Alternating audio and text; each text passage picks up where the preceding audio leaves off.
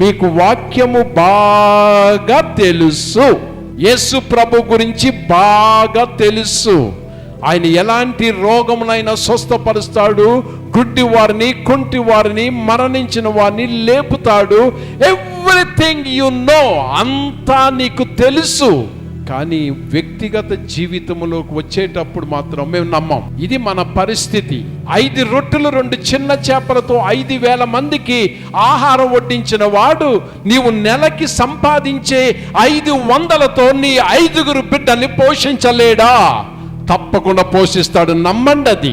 అది కేవలము బైబిల్లోనే చదివేసి చాలా బాగుంది, అద్భుతం అప్పుడు జరిగింది, అక్కడ జరిగింది, వాళ్ళకి జరిగింది, నాకు మాత్రం జరగదు, మా ఇంటిలో జరగదు, నా జీవితంలో జరగదని ఉండిపోవద్దు.